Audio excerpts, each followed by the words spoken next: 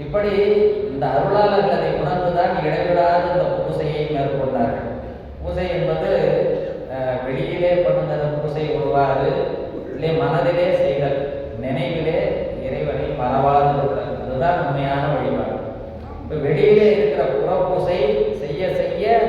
நமக்கு அகத்திலே அந்த ஒளி வீச தொடங்கிவிடும். உலகத்திலே ரொம்ப எளிமையான வழிபாடு சிவ வழிபாடு தான்.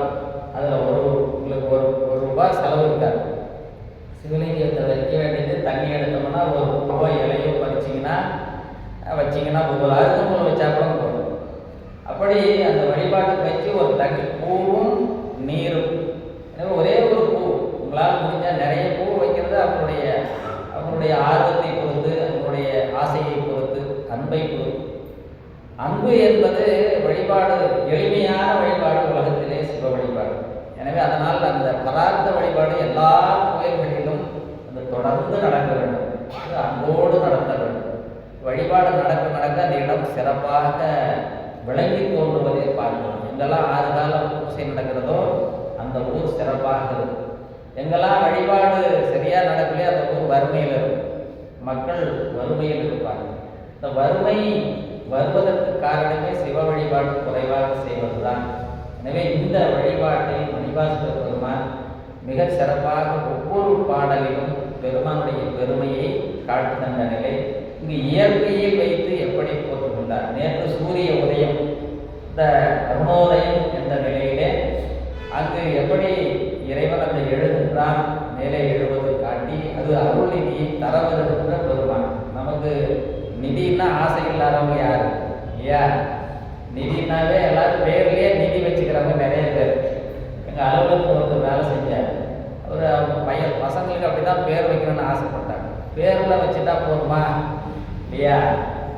அவன் அக்கௌண்ட்டில் வேணுங்க அங்கே இருந்தால் தான் எடுத்து கொடுப்பாங்க. எனவே நமக்கு இந்த புண்ணியம் மிக இன்றியமையாத ஒன்று. தொண்டு என்பது மிக இன்றியமையாத ஒன்று. பிற உயிர்களுக்கு அன்னம் பாலித்தல், உதவி செய்தல், இதுதான் நமக்கு புண்ணியமாக வந்து சேரும். ஆனால் ஒரு சிலர் இத்தனை இப்போ தூங்கிக்கிட்டே இருந்தாலும் செல்வம் இருக்கும் அவங்கக்கிட்ட, அதெல்லாம் ஒரு காலத்தில் கரைஞ்சிடும். உண்மையான செல்வம் அருள் செல்வம். இந்த அருளை பெறுவதற்கு தான் அருளாளர்கள் நமக்கு துணை உதவி செய்கிறார்கள். அருளாளர்களை சார்ந்து வாழ்ந்தாலே போதும். இடைவிடாது அவர்களை சார்ந்து நின்று விட்டால் போதும். ஒழுத்தூர் மகானை பிடிச்சிக்கிட்டிங்கன்னா போதும். அவரை சார்ந்து நின்று விட்டால் அது திருவருள் தானாக நமக்கு உரிய அந்த நல்லதையெல்லாம் குட்டி கொடுத்துவிடும், தீமைகளை தானாக விலக்கிவிடும். நமக்கு தெரியாது எது நல்லது கெட்டது, ஆனால் இறையவர்களுக்கு தெரியும் எது நல்லது கெட்டது என்ற அந்த ஞான நிலை. எனவே பூவின பூங்குயில் பூவின கோழி, விடியற்காலை பொழுது சூரிய உதயத்திற்கு முன்பாக அது இருக்கின்ற ஒரு காட்சி. நமக்கு திருவம்பாவையிலும் கோழி சிலம்பம் குருகெங்கும் ஒரு அருமையான பாடலை சிந்தித்தோம். இந்த பூவின பூங்குயில் என்பது இந்த குயிலை பற்றிய ஒரு செய்தி நம்ம ஏற்கனவே சிந்தித்திருக்கிறோம். இந்த குயில் ஒரு அருமையான வரலாற்று சிறப்பு மிக்க ஒரு பறவை. ஒவ்வொரு பறவைக்கும் ஒரு சிறப்பு உண்டு. இப்போ நாம் பெரும்பாலும் என்ன நினைப்போம், நமக்கு தான் ஹிஸ்ட்ரி வச்சுருப்போம். நீங்கள் இதில் பேர்டு மைக்ரேஷனா அந்த இதில் போனீங்கன்னா ஒவ்வொரு பறவைக்கும் ஒரு பெரிய அந்த பறவைகள் எப்படி இடம்பெயர்கின்றன, எப்படி முட்டையிடுது, அதனுடைய அந்த ஆயுட்காலத்தை அதை படிச்சிங்கன்னாவே உங்களுக்கு ஆர்வம் அதில் போயிடும். அவ்வளவு சிறப்புகள் ஒவ்வொரு பறவைக்கும். இந்த குயிலுக்கு ஒரு சிறப்பு உண்டு. அது என்ன அப்படின்னா, அது தனியாக கூடு கட்டி வாழாது. ஆமாம், அது இனப்பெருக்க செய்யும். ஆனால் முட்டையை காக்கா கூண்டில் வச்சிடும். ஆமாம், அது காக்கா கூண்டில் வச்சிடும். இப்போ இது பார்க்கறதுக்கு கருப்பாக இருந்தாலும் ரொம்ப அழகானதுடைய அந்த வாய்ஸ் அவ்வளவு அற்புதமாக கூடும். எல்லாருக்கும் பிடித்த ஒன்று. யாராவது பெண்ணடியார்கள் நல்லா பேசினா குயில் போல இருக்குது அப்படின்னு குரல் வளர்த்த அப்படி சொல்லுவாங்க. அதுபோல் இந்த குயில் என்ன செய்யும், இந்த காக்காயினுடைய அந்த காகத்தினுடைய அந்த கூண்டிலே போய் முட்டை இட்டுரும். காக்கை என்ன நினைக்குமா, இது நம்ம முட்டை தான் நினச்சிக்குமா, நினச்சிக்கிட்டு அதை அடைக்காக்கும். அது ஏற்கனவே நம்ம 3 தானே வச்சுருந்தோம், இது இன்னொரு முட்டை சேர்ந்து 4 இருக்குதுன்னு அதுக்கு அறிவில்லை. அது உடனே அதையே அடைக்காத்துச்சுன்னா இந்த குஞ்சுகளை அது ஒரு குறிப்பிட்ட காலம் கழித்து அந்த முட்டையை வெடித்து குஞ்சுகள் வெளியே வருது. அந்த எல்லா காக்காவுடைய குஞ்சும் குயில் குஞ்சும் ஒரே மாதிரியே இருக்கும். ஆனால் ஆனால் இதை வந்து எதிரில் மரத்தில் இருந்து குயில் பார்த்துக்கிட்டே இருக்கணும். முட்டை அக்கிட்டுட்டு இங்கே உட்காந்து பார்த்துட்டு இருக்குது. எப்படா அந்த குஞ்சு நம்ம குஞ்சு வெளியே வரும் அப்படின்னு. அப்போ அந்த காகம் என்ன பண்ணுது, அடைக்காத்து குஞ்சு பொரிச்ச உடனேயே பார்த்து அது இறை கொண்டு வந்து கொடுக்குது. கொஞ்சம் கொஞ்சமாக வளருது. அதுக்கு பயிற்சி நம்ம வீட்டில் பிள்ளைங்களுக்கெல்லாம் சொல்லி தருவோம் இல்லையா? அம்மா சொல்லு, அப்பா சொல்லு, தாத்தா சொல்லு, அத்தை சொல்லு அப்படின்னு. அதுபோல் அதை காது கத்துறதுக்கு கற்றுக் கொடுக்குது. இப்படி காது கத்துறது இந்த காக்கா கத்தி கத்தி காட்டுது. எல்லா குஞ்சுகளும் வாயை திறக்குது. காக்கா குஞ்சுங்களுக்கு வாயை திறந்தா காலம் வருது. குயில் குஞ்சுக்கு அப்படிங்குது. இது உடனே பார்க்குது, இது என்ன இது ஒன்று அதை சொல்றதோட வார்த்தை சொல்லுது. இது நம்பால் இல்லையோ, இது திருப்பி சொல்லு பார்க்கலாம். டீச்சர் அப்படிதான் கேட்பாரு. ஒரு முறை ஒரு பையன் தப்பா சொல்லிட்டானா, எங்கிட்ட ஒரு வாட்டி சொல்லு பார்க்கலாம் அப்படின்னு. அதுக்குள்ள அந்த பையன் சுதாரிச்சுக்குவான். இந்த குயில் குஞ்சு என்ன பண்ணோம், திருப்பி கத்துது. அது என்னவோ காரணம் தான் கத்துறதுக்கு வாய் தருது. அது கூணு வருது. என்ன பண்ணும், உடனே அந்த குயில் குஞ்சை இது என்னுடைய பிள்ளை இல்லை அப்படின்னு காக்கா கொத்தி விரட்டி விட்டுருவான். அந்த அப்பா கரெக்டாக இறைவன் என்ன பண்ணுறார், அந்த நேரத்தில் ரெக்கையை எடுத்து முளைச்சு. இறைவனுடைய கருணை பாருங்க, ரெக்கை முளைக்கிறதுக்கு முன்னாடி அது கொத்திருச்சுன்னா அது எங்கே போகும், கீழே விழுந்து இறந்துடும். அது இனிமேல் அப்படியே அரைக்குறையாக தப்பி அடுத்த கிளைக்கு போய் அந்த ரெக்கை நல்லா முழுமையாக வளர்ற வரைக்கும் தப்பி பிழைச்சி வளரும். அதற்கு பிறகு குயில் அதனுடைய பருவ மாற்றம் அடைஞ்சி. இப்போ இது என்ன சொல்ல வர திருமூலர், ஒரு நம்ம திருமணத்தில் ஒரு அருமையான பாட்டு, பக்கம் வந்து 79, 79வது பக்கம். மந்திரம் வந்து 486,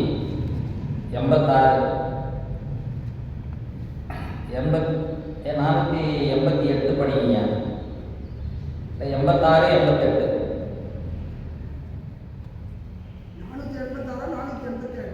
86, 88, 79 பக்கம். பாடல் 8ஆம் அறிஞர். குயில்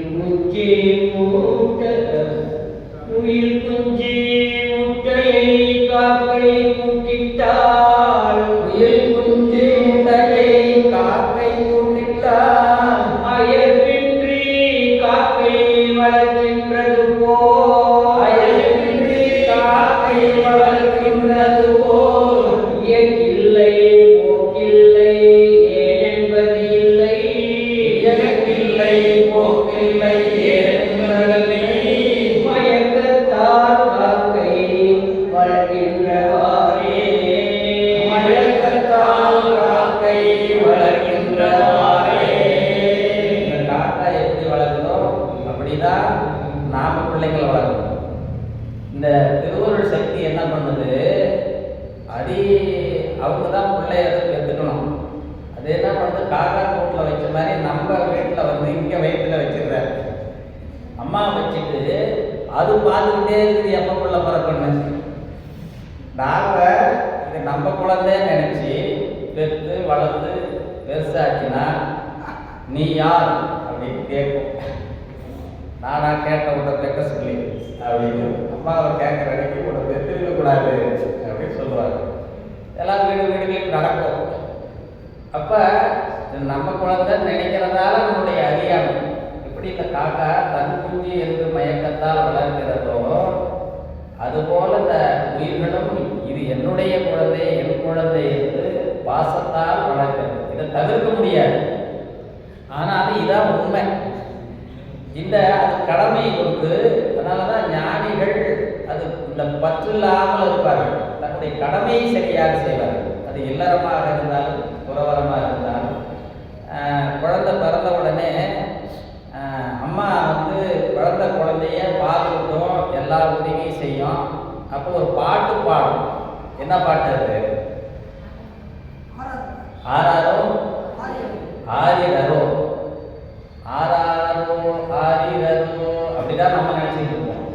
ஆனால் உண்மையான பாட்டு ஆராரோ ஆரிவரோ தெரியலப்பா நீ யாரோ நான் யாரோ ஆராரோ ஆரிவரோ கண்ணே அப்படின்னு பாடுவாங்க.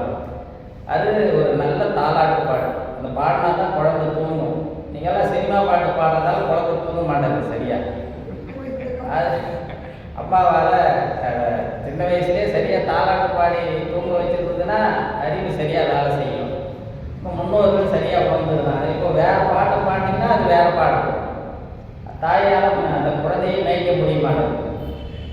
அதுபோல் இந்த காற்று இந்த குயில் குஞ்சு வந்து வளர்கிறது. அது தனித்து வளர்றதுக்கு பிறகு தானே வளர்ந்து வருவது போல இந்த ஆன்மாக்கள் ஒவ்வொன்றும் இப்படித்தான்.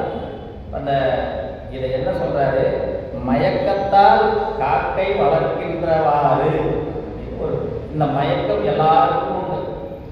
எவ்வளோ காலமானாலும் என் குழந்தைன்னு அது ஒரு நிலை. இந்த பாசம் இல்லைன்னா உயிர்களை இப்போ நீங்கள் எனக்கு என்னுடைய குழந்தைன்ட்டு ஒருத்தர் இல்லைன்னா நீங்கள் பள்ளிக்கூடத்துக்கே ஃபீஸ் கட்ட மாட்டாங்க இல்லையா. என் குழந்தைங்க இருந்தாலும் படாது பாடுபட்டு கொண்டு போய் லட்சக்கணக்கில் கேட்டாலும் கொடுத்துருவோம். பக்கத்து வீட்டு குழந்தைங்க விட்டு கட்டுவோமா? அதனால் இறைவன் இந்த உயிர்கள் என்ன செய்தால் இது செய்யும்னு இறைவனுக்கு தெரியும். எனவே இந்த மயக்கத்தை கொடுத்து நமக்கு அருளுகிறார். இந்த மயக்கம் தீர்ந்தவர்கள் யாரு? இது தெளிவு என்று. அதனால தான் கேட்டல், சிந்தித்தல், தெளிதல், நிட்டை கொடுத்து. எப்போ எந்த ஆன்மாவுக்கு தெளிவு வருதோ அந்த ஆன்மா தான் இறைவனை கெட்டியாக பிடிக்க முடியும். எனவே இந்த பிறப்பு இறப்பு மயக்கம் தொடர்ச்சியாக வருகிறது என்ற ஒரு அருமையான சிந்தனை. பூவின பூங்குயில் பூவின கோள். இந்த பூங்குயிலை தூதாக விட்டு பெருமானுக்கு மணிவாசக பெருமான் ஒரு பதிகமே பாடியிருக்கார். குயிலுக்கு ஒரு பதிகம் வச்சிருக்கிறார். அதுக்கு குயில் பங்கு. எனவே அதில் ஒரு பாடல் 1லிருந்து 10 பாடலும் திருவாசகத்தில் 18வது பதிகம் 1 to 10. நீங்கள் எந்த பாடல் வேணாலும் சூஸ் பண்ணிக்க. நீங்கள் சொல்லிவிட்டு எந்த பாட்டு நம்பர் சொல்லிட்டு பாடுங்க. 8 பாடல் எண் 8.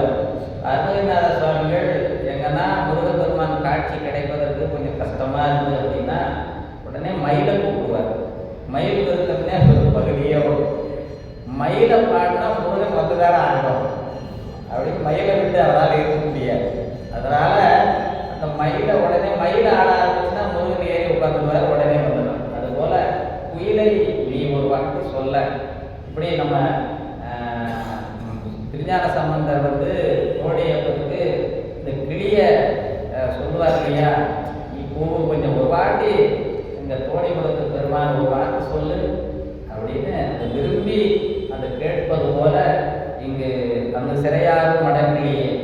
அதுபோல இங்கே குயிலை ஒரு வாட்டி பூவ என்னுடைய பெருமானை. இந்த பாடல்ல அவர் அண்ணாமலையாரையே ஐயா கரெக்டாக பாடல் எடுத்திருக்கிறார். இந்த பாடல் அண்ணாமலையாரை குறிப்பிடுகின்ற அருமையான பாடல். ஒன்தளல் விண் பிளந்து ஓங்கி மேவி அன்றண்டம் கடந்து விரிசுடராய் என்ற நீ. அண்ணாமலையார் எப்படி அந்த எல்லாம் கடந்து எல்லாவற்றையும் அடக்கி தன்னுள் அடக்கி இருக்கின்ற அந்த காட்சியும், அந்த குதிரை மேல் வந்த சொக்கநாத பெருமானும் தாழ்சடையர் அம்பலவான் 3 பேரையும் இந்த ஒரு பாடல்ல இணைக்கிறார். அருமையான ஒரு பாடல். பூவின பூங்குயில் பூவின கோழி. விடிய காலத்திலே அந்த கோழிகள் எல்லாம் அந்த பூவுகின்றன. கோழி பூவது மிக இயற்கையான ஒன்று. இதுதான் உண்மையான நாம் நாள்தோறும் எழுவதற்கு இந்த கோழிகள் மிக இன்றியமையாத ஒன்று. இதெல்லாம் நம்ம மொபைல் அலாரம் வச்சுட்டு தான் இருக்கிறதா இருக்குது. ஏன் பழைய காலத்தில் இயற்கையாக அந்த இறை வாழ்க்கை. எனவே அப்படி அந்த இயற்கையோடு இருந்த நம்முடைய பெருமக்கள் குருகுகள் இயம்பின சங்கம். இந்த குருகுகள் பறவை இனங்கள். இந்த பறவை இனங்கள் எங்கெல்லாம் வசிக்கிறதோ அந்த இடம் ரொம்ப ஆற்றல் மிக்க இருக்கும். அந்த ஒலி அலைகள் அதில் எல்லாம் அந்த நாதத்தை அதை நினைவுபடுத்துகின்ற குருவிகள்லாம் நிறைய இருக்கிற இடம் தேடி இப்பெல்லாம் இதுக்குன்னே தனியாக ஃபாரஸ்ட்டுக்கு உள்ளே போகிறாங்க. இந்த இயற்கையை அனுபவிக்கணும். பழைய காலத்தில் ஊரில் இருக்கும். நீங்கள் அந்த அரச மரம் ஆலமரம் இருக்கிற இடத்துல வந்து அங்கே உட்கார்ந்து அதே போதும் ஆனந்தமாக மக்கள் வாழ்ந்த வாழ்க்கை. இங்கே கூட நமக்கு டாக்டர் மகான் மரத்துக்கு முன்னாடி பெரிய பெரிய அழகான மரங்கள். இந்த பறவை இனங்கள் வந்து வாழ்கின்றன. அவைகள் ஓசை எழுப்புகின்றன. நம்முடைய சுந்தரமூர்த்தி சுவாமிகள் இந்த காட்சியை குருகுகள் என்று வைத்து குருகுவாயில் கொழுங்கருங்குகள் என்று பாடல் 131 பக்கம் சுந்தர தேவாரம் திருவாரூர் பதிகம் குருகுபாய என்று அருமையான ஒரு பாடல் 131. ஐயா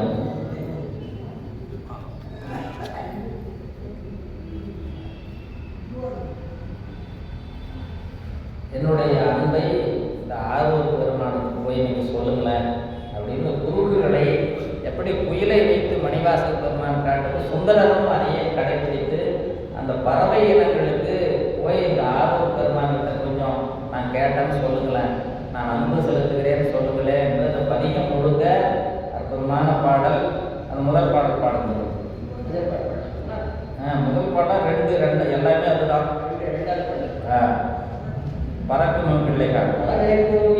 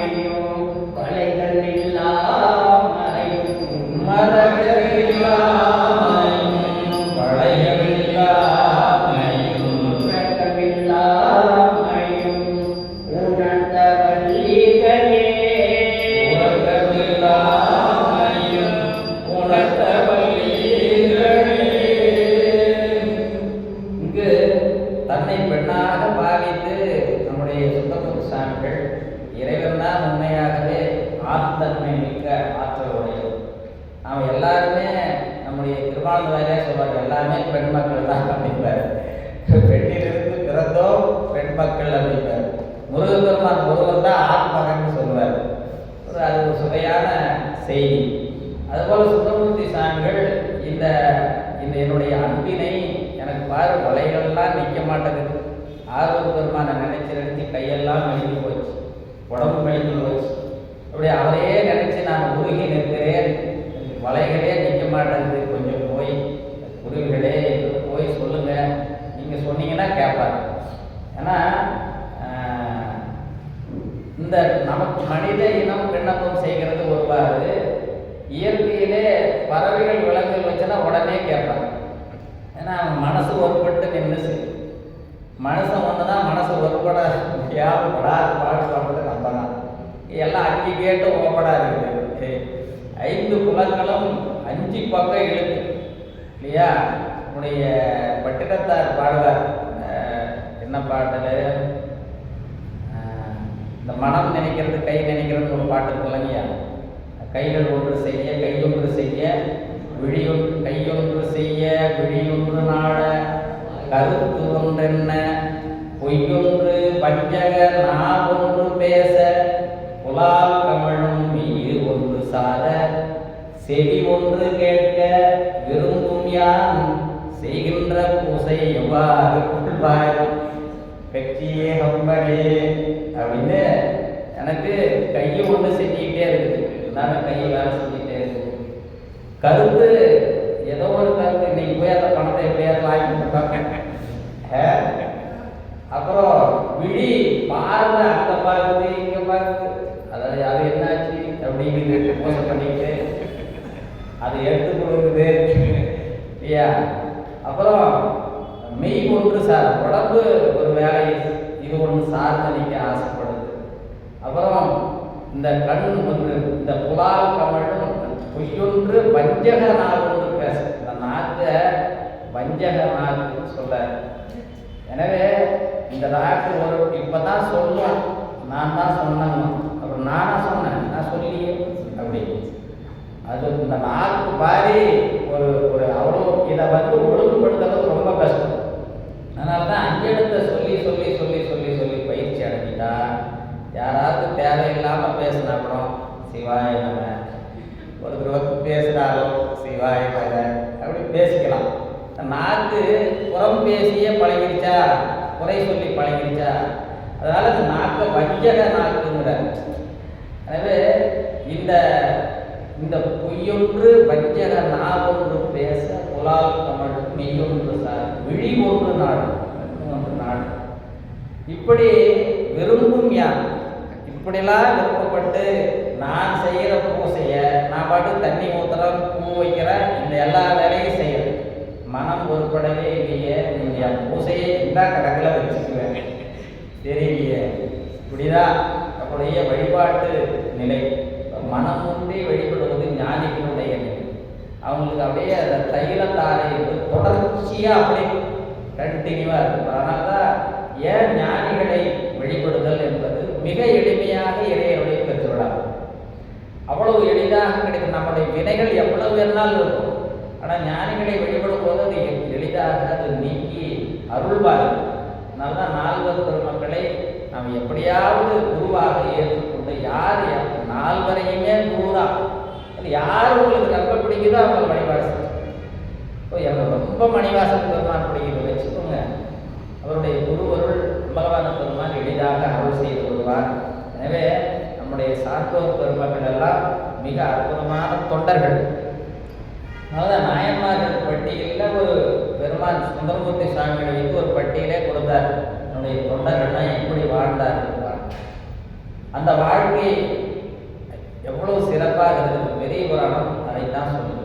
பெரிய புராணத்துக்கு ஒரு சிறந்த புராணம். பெரிய புராணத்தை சிந்தித்தால் நம்முடைய அன்பு மேலும் அருள் வெளிப்படும். இப்போ நாயன்மார்களை நம்முடைய சான்றோர் பெருமக்கள் எல்லாம் அதை பெரியவர்கள் என்று சொல்லுகிறார். இப்போ நம்ம இந்த வயசில் பெரியவங்களாம் பெரியவங்கன்னு சொல்லுவோம், ஆனால் உண்மையில் அது அது சிற்றினமாக கூட இருக்கலாம், மனதளவில் அவங்க பக்குவம் அடையாமல் கூட இருக்கலாம். ஆனால் நாயன்மார்களை மட்டும் ஏன் பெரியவர்கள்னு சொல்லுவோம் இல்லையா? ஏன் நாயன்மார் பெரிய புராணம்னு எதுக்கு பெயர்? திருவானந்த வாரியார் ஒரு அருமையான கருத்தை சொல்லுவார். இந்த உலகத்திலேயே அற்பமானது எது அப்படின்னு கேட்குறாரு ஒருத்தர். அற்பமானதுன்னா துரும்பு தான். சரி, துரும்பை விட ஏதாவது அற்பமான பொருள் இருக்குதா? இருக்குது, அது பஞ்சு. அப்படியா? அப்படி அந்த அதை விட ஏதாவது அற்பமான பொருள் இருக்குதா? இருக்குது. இல்லைன்னு யாசிக்கிறவங்க அற்பமானவர்களாம் அப்படின்னு ஒரு அருமையான கருத்தை சொல்லுவார். இப்படி இந்த ஏன் இந்த பஞ்சை அப்போ அற்பமான பொருளை காற்று அடிச்சுட்டு போகுது, இந்த யாசிக்கிறவனை ஏன் காற்று அடித்து கொண்டு செல்லவில்லை அப்படின்னா, அது ஏதாவது இந்த காற்று கூட அவன் பக்கம் வராது. காற்று அடித்தா நம்மளையும் ஏதாவது கேட்பான் அப்படின்ட்டு காற்று அவர்கிட்ட போகிறதுக்கு அஞ்சு நிற்குமா அப்படின்னு ஒரு அருமையான கருத்தை சொல்லி இப்படி ஒரு பாடல் இருக்குது. அந்த பழைய பாடல் அதை வச்சு சொல்கிறாரு, நல்லாது எனினும் குழல் தீது. நல்லதுதான் அப்படின்னா கூட வாங்கிக்கிறது கெட்டது. மேலுலகம் இல்லைன்னு இதழே நன்று. உனக்கு வீடு பேர் இல்லைப்பா, மேலுலகெல்லாம் உனக்கு கொடுக்க முடியாது அப்படின்னா கூட கொடுப்பது தான் நல்லது. இது ஒரு அருமையான பாடல். இந்த பாடலை வைத்து இறந்துதான் உயிர் வாழ வேண்டும் அப்படின்னு ஒரு வேளை கடவுள் வச்சிருந்தாரா, அந்த கடவுளே தொலைஞ்சி போகணும் அப்படின்னு பாடினாங்க. அவ்வளோ அதிகபட்சமாக அதை காட்டி இந்த ஒருத்தர் ஒரு கதையை சொல்கிறார். ஒருத்தர் எங்கேயுமே நான் வாங்கி சாப்பிட மாட்டேன், நானாக தான் சாப்பிடுவேன் அப்படின்னு நினச்சாலும், யாரிடத்துலையும் ஒன்றையும் கேட்க மாட்டேன்னு நினச்சாலும், பசி எடுத்தால் காயோ பழமோ பறித்து சாப்பிட்டுக்குவார். அப்படி இருக்கிறவங்க தண்ணியை குடிச்சிக்குவார், எதையோ ஒன்று சாப்பிட்டுக்குவார். இப்போ ஏதோ ஒரு சோதனை மாதிரி ஒரு நாள் அது ஒன்றுமே கிடைக்கலையா. இப்போ பசியில் தள்ளாடி போகிறாரு. இன்னும் கொஞ்சம் நேரத்தில் மயக்கடிச்சு விழுந்துட்டு அவ்வளோதான். அப்போ பார்த்தா ஒரு திண்ணையில் ஒருத்தர் பாசி பருப்பு சுண்டல் சாப்பிட்டு இருந்தாரா. அடே சாப்பிட்டு இருக்கிறாரு, ஐயா கொஞ்சம் கொடுங்க அப்படின்னாரா. கொடுத்த உடனே அவர் சுண்டல் கொஞ்சம் அள்ளி இவருக்கு கொடுத்தாரு. சரி பசியோடு வந்துருக்காங்க. சாப்பிட்டாரு. சாப்பிட்ட உடனே விக்கல் வந்துச்சான். விக்கல் வந்தவுடனே என்ன தண்ணி குடினாராம். நான்லாம் அடுத்தவரோட வாங்கி குடிக்க மாட்டேன் அப்படின்னாரா.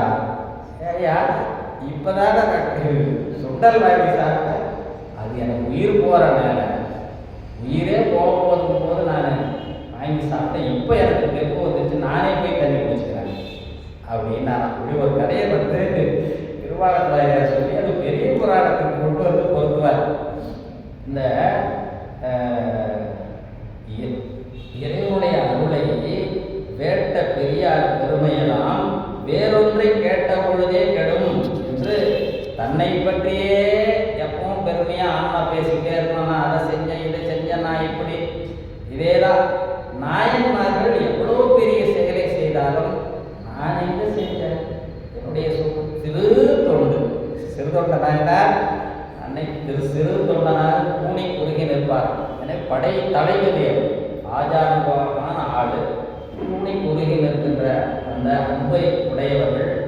அதனால் இந்த தொண்டர்கள் பெரியோர்கள் என்ன பண்ணுவாங்கன்னா, அடுத்தவங்களுக்கு கொடுப்பதிலே இருப்பாங்க.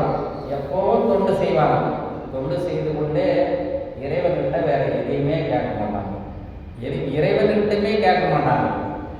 அப்போ அவங்களுடைய அன்பை பார்க்குறாங்க. ஒரு காலையில் வர, மதியானம் வர, இரவு 3 வேளையும் 24 வருஷம் ஆச்சான். நாள்தோறும் பெருமானை வழிபாடு செய்வார். அப்புறமா அவர் பாட்டுக்கு போயிடுவார்.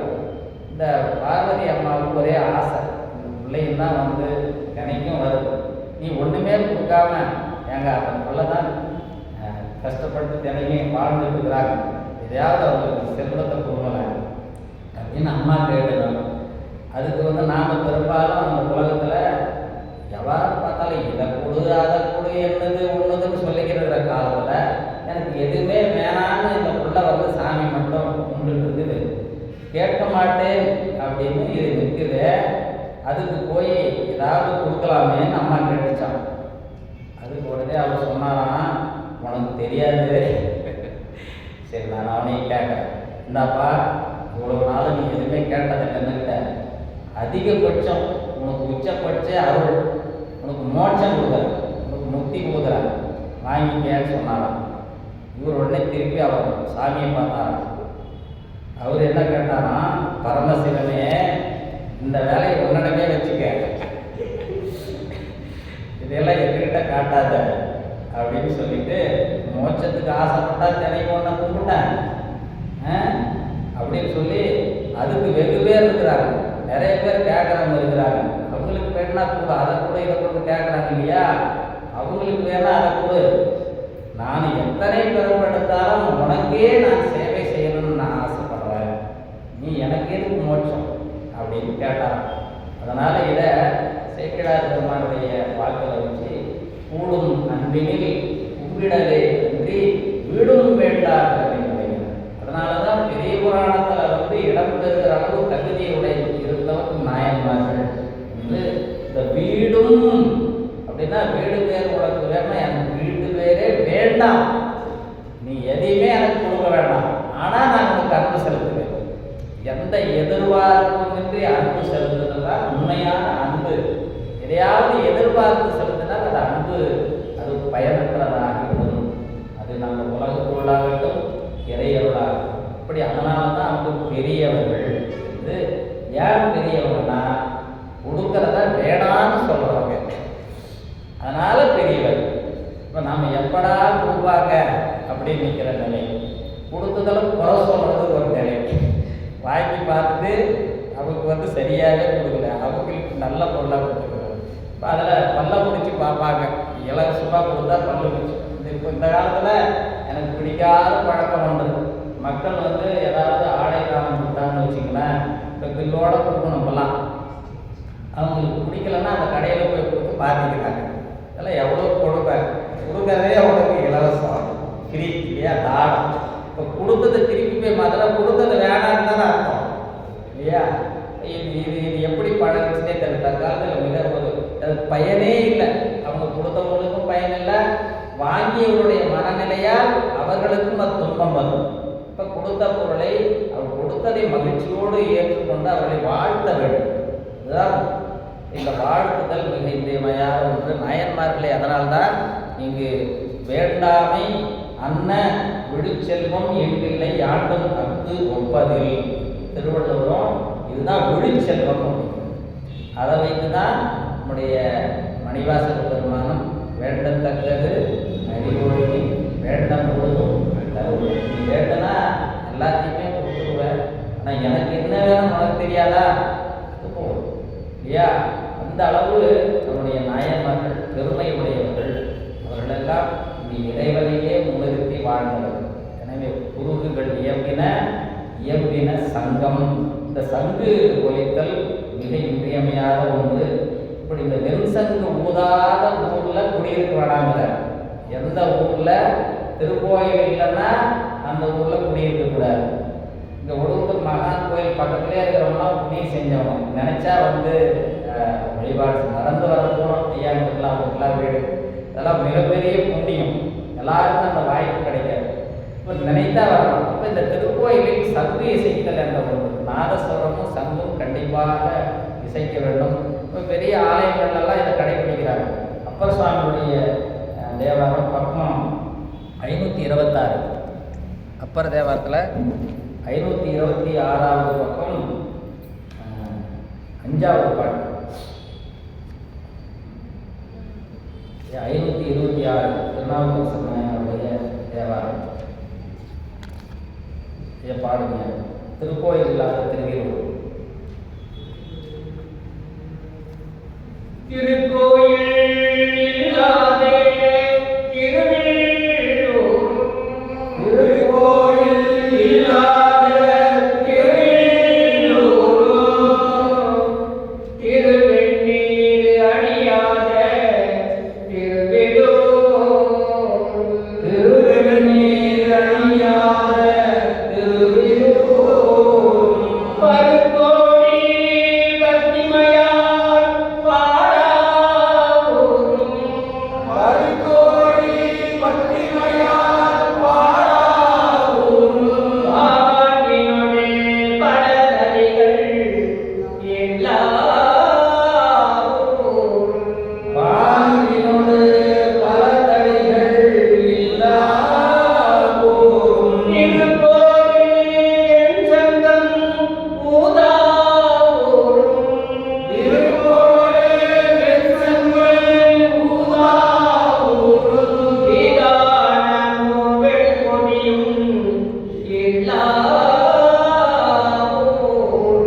விதானமும் வெண்கொடியும் இல்லாவோரும், மறுக்கோடி மலர் பறித்திட்டு உண்ணாவூரும், அருகோடு மலர் பறித்திட்டு உண்ணாவோரும்,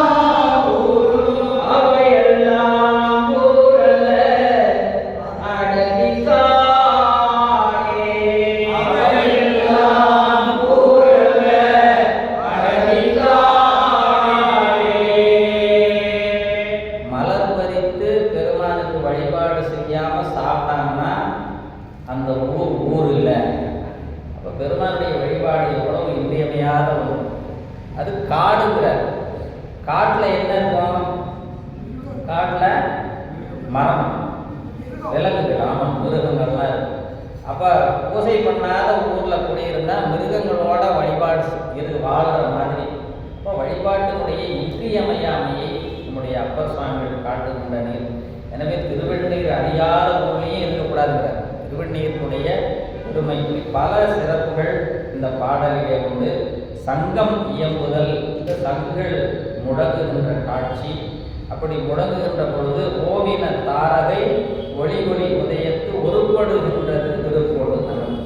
இந்த விடியற் காலை பொழுதிலே சூரியன் வந்தவுடனேயே நட்சத்திர கூட்டங்கள் ஒளி வீசிட்டு இருக்கும். அது வரைக்கும் சூரிய ஒளி வந்தவுடனே நட்சத்திரங்கள் எங்கேயும் போகாது, அங்கேயே தான் இருக்கும். சூரிய ஒளியிலே அது அடங்கிவிடும். எனவே நட்சத்திரங்கள் ஒளி நீங்காது, அது அடங்கி. அண்ணாமலையாருடைய அடிக்கமலத்தை சென்று வழிபாடு செய்கிற விண்ணவர்களுடைய முடியில் இருந்த எல்லா அந்த ஒளியும் அங்கு அடங்கி இருந்ததை நாம் சிந்தித்தோம். அதுபோல இங்கு இந்த அருள் நிலையை உணர்ந்து இறைவனுடைய அருளிலே ஆன்மா அடங்கி நிற்க வேண்டும். இதுதான் மணிவாசகர் பெருமானுடைய அந்த அன்பு நிலை. எப்படியெல்லாம் அவர் அனுபவித்த அனுபவம் நமக்கு திருக்கோத்துமையில் அருமையாக கொடுப்பார். இந்த இறைவனுடைய திருவருளை நினைந்து இந்த பெருமான் மட்டும் என்னை ஆட்கொள்ளாக விட்டால் நான் எப்படி போயிருப்பேன்? நான் எங்கேயோ வீணாக போயிருப்பேன். பெருமான் திருவருள் என்னை ஆட்கொண்டு அருள் செய்தது என்று உணர்ந்த நிலையிலே இங்கு திருவருளில் அடங்கி நிற்கின்ற நிலை. ஆன்மா பெரும்பாலும் நேற்று கூட செஞ்சிட்டோம். ஒரு அன்பர் சொன்னார், திருவண்ணாமலையிலிருந்து அது கூப்பிட்டு சொன்னார், அண்ணாமலைக்கு வர்ற வரைக்கும் எப்போ அண்ணாமலைக்கு போகலாம் கிரிவலம் போகலான்னு. அங்கே போயிட்டா நான் அண்ணாமலையாரை பார்த்துட்டேன், நான் தான் செய்யணும், நான் கிரிவலம் வந்துட்டேன் அப்படின்னு நினைக்கணும். இங்கே இருக்கிற வரைக்கும் எப்போ அண்ணாமலையாரை போய் தரிசிக்கணும்னு ஆசை. அவர் கிட்ட போன வாட்டி நான் அப்படின்னு இப்படி அவர் நம்ம இந்த உயிர் நானார் என் உள்ளமார் ஞானங்களார் என்னை ஆண்டு. திருக்கோத்துமையில் 10வது வரியில் 2வது பாடல், நானார் என் உள்ளமார் என்று நான் யாருன்னு முதல்ல அது உணர்ந்து கொண்டு விட்டால் இறையருளிலே அந்த அடக்கம், இந்த உயிர் அடங்கி நின்று அது பணி செய்ய ஆரம்பிக்கிறது. ஐயா பாருங்க.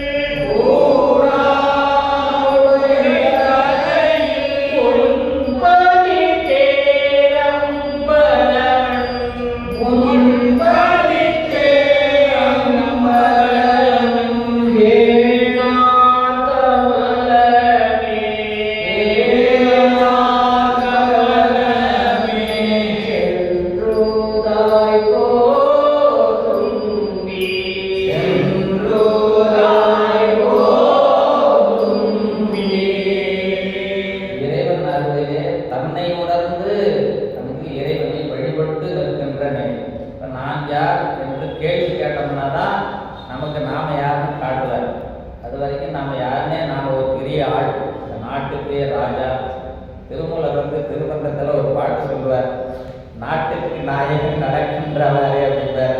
இப்படி 4 பேர் தூக்க நடந்து போயிட்டு இருக்கிறாராம். அப்பா நாட்டுக்கே பெரிய ஆளுன்னு சொன்னாருப்பா, இன்னைக்கு 4 பேர் தூக்கினாராப்பா போகுது. அவர் நடக்கல, 4 பேர் நடந்து போறாங்க. அப்படியே ஆகிறதுக்கு முன்னாடியே பெருமானை வழிபாடு செய்கிறது. இந்த காலம்லாம் எல்லாருக்கும் வரும், வந்தால் பயம் வரும். அந்த நிலை வருவதற்கு முன்பு இடையருளை பெற்று நான் யார் என்பதை உணர்ந்து கொள்ளுதல் வேண்டும். நாம் யாருன்னு நீங்கள் நல்லா ஜூம் பண்ணி பார்த்தா தான் தெரியும், நம்மளுக்கு ஒரு சின்ன புள்ளின்னு தெரியும். அந்த புள்ளியில் இருப்பதற்கு அருள் செய்வதும் அம்பலமான பெருமானுக்கு தெரியும். அது இருக்கிற வரைக்கும் நம்முடைய அந்த அகங்காரம் அவ்வளவு அந்த கடினமாகுது. நான் தான் செய்கிறேன், என்னை இல்லைன்னா யார் செய்வார் இல்லையா? இந்த நாட்டில் எத்தனையோ ராஜாக்கள் அப்படி நினச்சிருப்பாங்க. அப்படி மட்டும் விட்டுருந்தா ஒரு ராஜா ஆயிரக்கணக்கான வருஷம் இல்லை லட்சக்கணக்கான வருஷம் ஆச்சுனாலும் நானே தான் இருக்கு நினைப்பாங்க. எனவே இப்படி புராணங்களில் இந்த கதைகள்லாம் பார்க்கலாம். எனவே இங்கு இறை அருளிலே இந்த ஒடுங்கி நிற்க வேண்டும். ஓவின தாரகை ஒளி ஒளி உதயத்து ஒருபடுகின்றது விருப்போடு நமக்கு இந்த விருப்பம் இறை அருளிலே இருக்க வேண்டும். மனம் விருப்பப்பட்டு அந்த இறைவனுடைய திருவருளிலே அடங்கி இருக்க வேண்டும். இந்த கிழக்கு திசையிலே அந்த உதய மலையில் சூரியன் தோன்றுகிறது. நமக்கு போனோம்னா கடல் தான், கடல்லிருந்து சூரியன் முளைக்கிற மாதிரி இருக்கு. ஆனால் அது உதய மலை மீது அது வருகின்ற காட்சி நமக்கு என்ன செய்கிறார் இறைவன் அப்படின்னா, தேவ நற்செறிகடல் தாழினை காட்ட பெருமான்கிட்ட ஒரு விண்ணப்பம், உன்னுடைய திருவடியை கூட. இப்போ மாணிக்கவாசக சுவாமிகளுக்கு அந்த திருவடிகளை இறைவன் கொடுத்து விட்டார். தேவன் என்று பெருமானை பெருமையோடு அவன் அந்த சுரூப நிலையிலிருந்து நமக்காக தடத்தங்களுக்கு இறங்கி வருகிறார். அவர் பேராற்றலுடைய அந்த ஆற்றல் நமக்காக இங்கு குருநாதனாக வந்து இருக்கிறது. அது உண்மையிலே அது ஒளி வடிவம், பெருமானுடைய வடிவம் ஒளி வடிவம். அது ஆதியும் அந்தமும் இல்லாத அரும் பெரும் சோதி. அதனால தான் நமக்கு ராமலிங்க அடிகளாரும் என்ன சொல்றாரு, ஆமாம், அருட்பெரும் சோதி அருட்பெரும் சோதி தனிப்பெரும் கருணை என்று அம்மையப்பரை அந்த ஜோதியாகவும் அந்த கருணை வடிவமாக இருக்கக்கூடியது அன்னை என்று காட்டுவார். எனவே இப்படிப்பட்ட பெருமான் இவ்வளவு ஒளி வடிவாக இருக்கக்கூடியவன் ஒரு நமக்கு ஓங்கொழியான அருள் ஞான மூர்த்தி என்று நம்முடைய உமாபதி சிவன் சிவபிரகாசத்தில் சொல்வார். ஓங்கு ஒளியான அருள் ஞான மூர்த்தி, அவ்வளவு ஆற்றலுடைய இந்த பெருமான் நமக்காக உன்னுடைய திருவடிகளை காட்டாய், அவனுடைய திருவடிகளை விரும்பி வேண்டுகின்ற நிலையிலே திருப்பெருந்துறை உரை சிவபெருமான், திருப்பெருந்துறையில் இருக்கக்கூடிய பெருமானை விரும்பி உடைய திருவடிகளை கொடுத்து அருள்வாயாக என்று விண்ணப்பிக்கிறார். யாவரும் அறிவறியாய் எமக்கு எளியாய், இது ஒரு முக்கியமான இடம். யாவரும் அறிவறியாய், மற்றவர்கள் எல்லாம் அறிய முடியாத பெருமான், ஆனால் எனக்கு எளியவன். நானும் தேடி தேடி பார்க்குறேன், என்னால் கண்டுபிடிக்க முடியல. உங்களுக்கு மட்டும் எப்படி தெரிகிறது? இப்போ திரு கோகரண தலத்தில் அங்கே பெருமான் வந்து சிவலிங்க திருமேனி வந்து கீழே தரைக்கு கீழே, அங்கே சிவலிங்க வடிவம் கீழே தரைக்கு உள்ளது. அது பெருமானுடைய ஆத்மலிங்கம். ராவணேஸ்வரன் அது போய் வாங்கிட்டு வந்துடுறாரு. இலங்கைக்கு எடுத்துகிட்டு போகிறதுக்கு முன்னாடி தேவர்கள்லாம் விண்ணப்பம் செய்கிறாங்க, இலங்கைக்கு ஆத்மலிங்கம் போயிட போகுது, விநாயகர் பெருமானே காத்தருவாய்னா விநாயகர் வந்து மாடு மேய்க்கிற சிறுவனாக இருந்து அந்த சிவலிங்கத்தை அவர்கிட்ட வந்து தந்திரமாக வாங்கி வச்சிடுறார். அவர் வாங்கி வச்ச உடனேயே ஓடி வந்து அவன் கொட்டிடுறான். அந்த இன்னும் கூட அந்த விநாயகருக்கு பார்த்தீங்கன்னா ஒரு குழி தலையில், யாராவது பார்த்துக்கிறீங்க திருக்கோவலூர் தரிசனம்? ஆமாம், இந்த விநாயகருக்கு மேலே ஒரு குழியே இருக்கும், அவ்வளோ வேகமாக கொட்டினார். அந்த சிவலிங்க திருமேனி பார்த்தீங்கன்னா ஐஸ்கிரீம் மாதிரி ஆயிடுச்சு. இப்படி அவர் வந்து எடுத்து பார்க்கலாம், எடுக்க முடியல. இந்த சிவலிங்கம் வந்து அப்படியே குழைந்து வந்து கடைசியாக மாட்டுக்கால் மாதிரி வந்தது. கோகரணம் மாட்டுக்கால் போல ஒரு டிப்பு கடைசியாக மேலே நின்று. இப்போ கூட அந்த ஒரு பூன் வச்சுருப்பாங்க, இந்த ஆவுடையாருக்கு வழிபாடு தண்ணி பால் எல்லாம் நைவேத்தியம் பண்ணிக்கிட்டே இருப்பாங்க. நீங்கள் கையை உள்ளே விட்டு பார்க்கலாம், தொட்டிங்கன்னா அந்த மாட்டுக்காலுடைய அந்த தலைப்பகுதியை தொட்டு பார்க்கலாம். தொட்டிங்க கீழே கையை வச்சிங்கன்னா அது 12 வருஷத்துக்கு ஒரு முறை எடுத்து வைக்கிறாங்க, 3 நாளைக்கு. அது என்னைக்குன்னு பார்த்து போனால் தரிசனம் பண்ணலாம். அந்த சிவலிங்க திருமேனி என்ன மாதிரி அவன் ராவணன் இழுக்கும் பொழுது குழைந்து கொடுத்தார் பெருமான். ஆனால் அப்படி எடுக்கும் பொழுது 4-5 சின்ன சின்ன பீஸுங்க சிறு உடைச்சி 4 இடங்களில் உள்ள அந்த இடத்துலாம் சிவாலயங்கள் இருக்குது. அதில் ஒன்று தான் முருடேஸ்வரர்.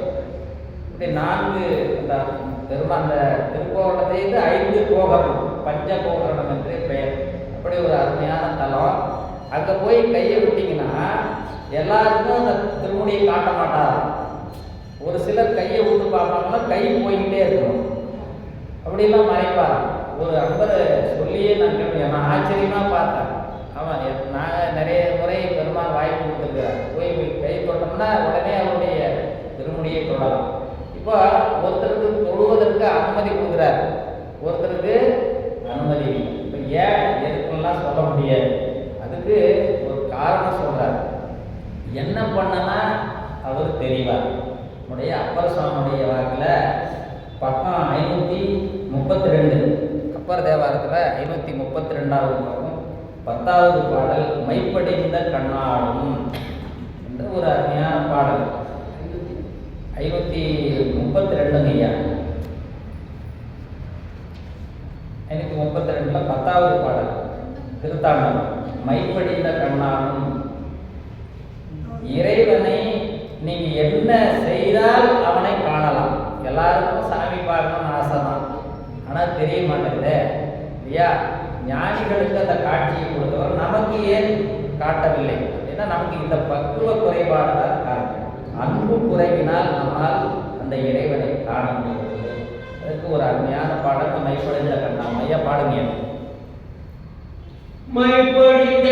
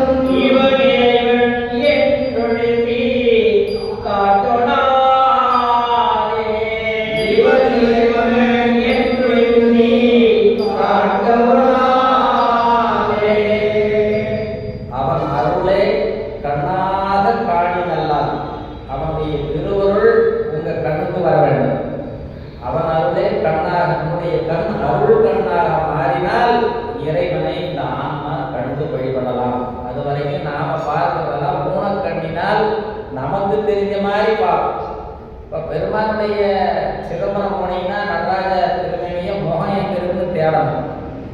அது ஏற்கனவே பார்த்து பழகிறவங்க பார்த்துட்டு போகும்போதே பார்த்து தரிசனம் பண்ணுவாங்க.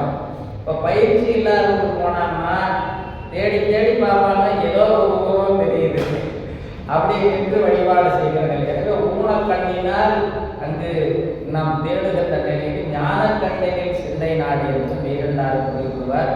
எனவே அவருடைய அருளை அவன் அருளை கண்ணாக காணினார். அப்படி பார்த்தால் அவர் எங்க தெரிவார் அப்படின்னு இந்த பதிகம் முழுக்க வினாவிடை திருத்தாண்டகம் என்றே கேள்வி பதில் கேள்வி பதிலாக அமைந்த ஒரு அற்புதமான இது. அதுல கடைசி பாடல்ல இறைவனை நான் கண்டேன் என்று பாடினார் அப்பர் சுவாமிகள். கடைசி பாட்டில் பொன்னொத்த மேனி மேல் கொடியும் கண்டேன், புலித்தோல் உடை கண்டேன், புனரத்தன்மேல் மின்னொத்த நுண்ணிடைகால் ஆகம் கண்டேன், மிளிர்வதொரு பாம்பும் அரைமேல் கண்டேன், அன்னத்த ஆறும் அரக்கன் தன்னை அலற அடத்திட்ட அடியும் கண்டேன், சின்ன மலர்கொன்றை கண்ணி கண்டேன், சிவனை நான் சிந்தையுள் கண்டவன். எங்க கண்டார்? சிந்தையுள்.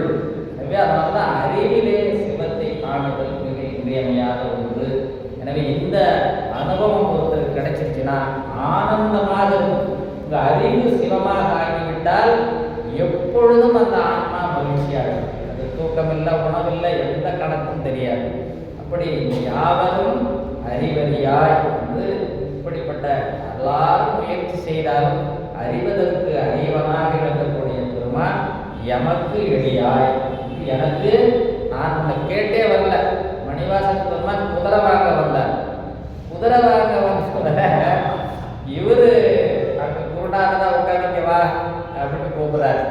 அப்படியே போய் அப்படி நிற்கிறார். வா சொல்லி 2 திருவடியை வச்சு உபதேசம் செய்கிறார். அப்போ இது நம்முடைய புண்ணியத்தினுடைய பயனாக இந்த ஆத்மாவிற்கு விளைகின்ற நிலை.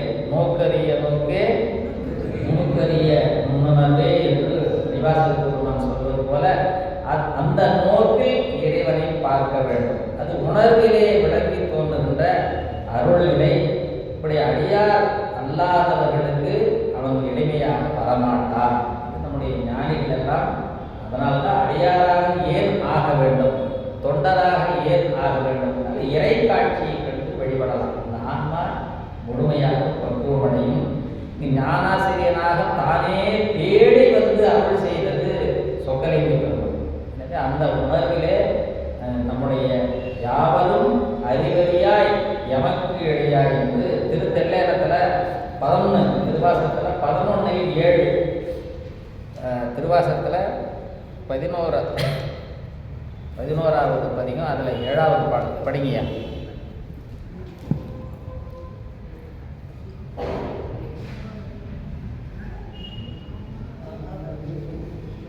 ஐயா பாடல்.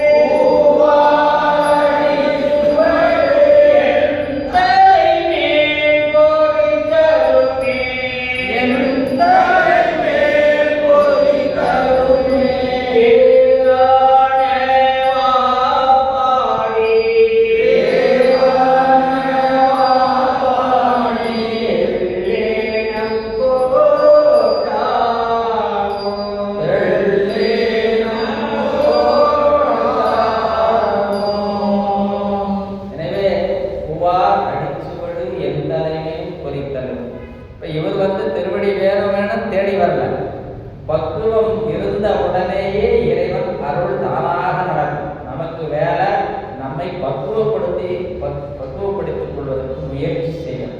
இப்போ திருக்கோயிலுக்கு வருவதே அதற்கு தான். நாம் வேற எதையோ வேண்டிட்டு போயிடுறோம். நம்ம வர்றது இந்த உயிர் பக்குவமடைய வேண்டும், சிவஞானம் பெற வேண்டும் என்று வேண்ட வேண்டும். அதை விட்டுட்டு இது என்னன்னா எதெல்லாம் வேண்டாமோ அதை வேண்டியது. அதனால ஒரு பிரச்சனை வரும். அதை சமாளிக்கிறதுக்கு திருப்பி அதை சமாளிக்கிறதுக்கு அந்த துன்பத்தை நீக்கிறதுக்கு திருப்பி வேண்டும். அந்த வேண்டுதலில் ஒரு விடை வரும். இப்படியே தான் இந்த ஆன்மா தொடர்ச்சியாக இருக்கும். உண்மையான விண்ணப்பம் உங்களுக்கு சிவஞானம் வாய்த்து விட்டால் இந்த பத்துகள் தானாக நீக்கி நமக்கு அந்த அருள் ஞானம் கிடைத்துவிடும். எனவே அப்படிப்பட்ட பெருமானை இங்கு திருப்பெரும் குறைவதை சிவபெருமானை யாவரும் அறிவறியாய் எமக்கு எளியாய், எனக்கு எளியவனாக வந்து அருள் செய்யக்கூடிய பெருமானே. நம்ம கோயில்கள்லாம் வழிபாடு செய்கிறாங்க. சாமியை பார்க்கறதுக்கு 500 கிலோமீட்டர் தாண்டி தேடி வருவாங்க. பக்கத்திலேயே பூஜை பண்ணுறவரும் கதை பேசிட்டு இருப்பார். இங்கெல்லாம் கோயில்களில் பார்க்கலாம். பெருமாள் பக்கத்திலே இருக்கு. நாம் எங்கேயோ வந்து போய் அங்கே அவரை கூப்பிட்டா ஏதோ நமக்கு பலன் கிடைக்குமேன்னு போவோம். அவர் பக்கத்திலே நாள்தோறும் வந்து அவர் பக்கத்திலே இருப்பார். அவர் வேறு சினிமா கதை பேசிக்கிட்டு இருப்பார். இப்போ தேவையில்லாமல் பேசிக்கிட்டு இருப்பாங்க. இவ்வளோ பெரிய பெருமான் பக்கத்திலேயே இருக்கிறாரு அப்படின்னு அந்த பெருமை தெரிவது. அவங்க எளிமையாக கிடைச்சிட்டார், பெருமை தெரியல. தெரியும்னா எப்போ கஷ்டப்பட்டு கிடைக்குதோ அப்பதான் அதனுடைய அந்த பெருமை தெரியும். நமக்கு எளிமையாக கொடுத்தால், அதனால தான் இலவசம் கொடுத்தா வாங்க வேண்டாம் சொல்றது எதுக்கு அப்படின்னா, அவங்க அதுக்கு மதிப்பு கொடுக்க தெரியாது. ஆமா, சும்மா தானே கொடுத்தாங்க, கொண்டு போய் மூலையில வச்சிடும். இப்போ நாமே ரொம்ப நாள் ஐயா சொன்னாங்க, அவங்களுடைய வாழ்க்கையில் சின்ன வயசுலாம் திருவாசகம் புக்கு வாங்கணும்னா மாத கணக்கில் ஆகும். அவங்ககிட்ட சொல்லி யாரோ ஒருத்தர் ஐயா சிதம்பரம் போகிறோன்னு சொல்லி ஐயா நான் போகும்போது வாங்கிட்டு வரேன்னு சொல்லி அது எவ்வளோ நாளாக அவங்க வீட்டு தேடி போய் வாங்கிட்டு வருவாங்க. அவர் வாங்கிட்டு வந்து வச்சு இப்போனா ஃபோன் பண்ணி வாங்கிட்டு வந்துட்டீங்களா, வாங்கிட்டு வந்து இதான் வந்துட்டு கொரியர் போட்டிருக்கேன் அப்படிம்பாங்க. பழைய காலத்தில் அப்படி இல்லை, ஒரு திருவாசக நூல் வாங்குவதற்கு படாத பாடுபட்டு வாங்குவோம். அப்போ அதை வாங்கினா எப்படி வச்சுருப்பாங்க, பத்திரமா அப்படியே அது பொன் போல பாதுகாப்பு. இன்றைக்கி நமக்கு எளிமையாக கிடைக்குது, ஒருத்தர் கொடுத்துட்டார், கொண்டு போய் அங்கே அடிக்க ஏதோ ஒரு முறையில் கிடக்கு. அதனால் அந்த பெருமை, இந்த எளிவந்த புராணாக இருக்கக்கூடிய பெருமானை நம்முடைய பெருமையை உணர்தல் வேண்டும். அப்படிப்பட்ட பெருமானை யாவரும் அறிவறியாய் எமக்கு எளியாய் என்பெருமான் வள்ளியெழும் தருளாயே என்று இந்த பாடலை, இப்படிப்பட்ட பெருமானை நாம் மறவாது இருப்பதற்கு விண்ணப்பம் செய்வோம். காரைக்கால் அம்மையாருடைய திருவடிகளை நாம் பிடிக்கலாம். திலகவதி அம்மையாருடைய பாடலும் அருமையாக இருக்கும். இந்த விண்ணப்பம் நாம் இறைவனிடம் அந்த மறவாது இருப்பதற்கு அந்த அன்பு வேண்டும். எப்பொழுதும் பெருமானை பாடிக்கொண்டே இருப்பதற்கு விண்ணப்பம் வைத்து வகுப்பை நிறைவு செய்யலாம். பெரிய புராணத்தில் பக்கம் 212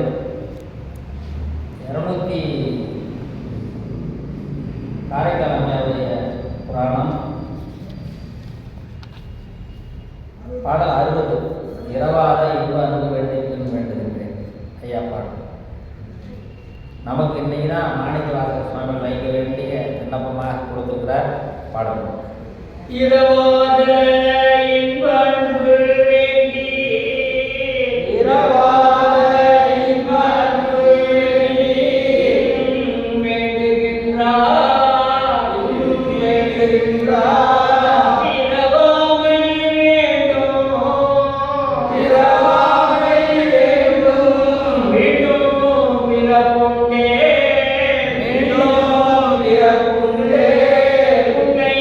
என்று மறவாமை வேண்டும்.